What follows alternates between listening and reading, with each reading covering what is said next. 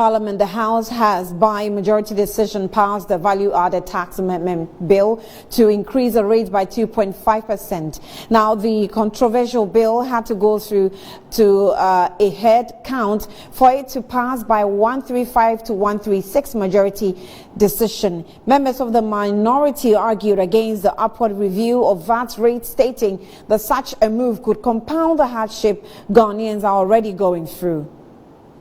Crime committed to deserve this level of taxation.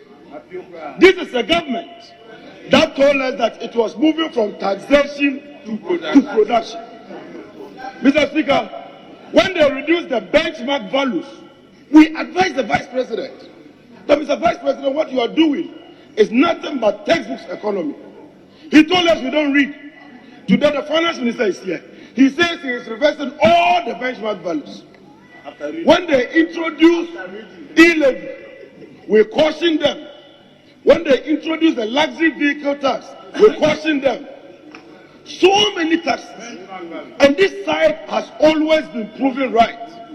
And so today, when we stand here and we tell you that the people are suffering, when wages were increased by only 4%, Mr. Speaker, who can survive with a wage increase of 4% against an inflation of 50%? The NDC minority, as is reflected in the committee's report, we are unable to support an imposition of an additional 2.5% VAT to an overburdened population already that is reeling under excruciating hardships.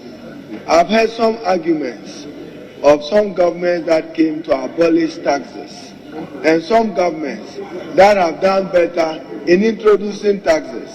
But Mr. Speaker, never in our country's history have we heard of a debt exchange in terms of people investment, whether domestic or external, flying away because of government excessive borrowing regime, or because government's inability to sustain our debt. You've committed this country to a high-risk distressed country. Our currency is devalued, inflation is very high, and we do not think that the Ghanaian people should be further burdened with an additional 2.5%, where cost of living is already high, cost of doing business is high. Businesses that are being subjected to this exchange will further suffer if this VAT is imposed.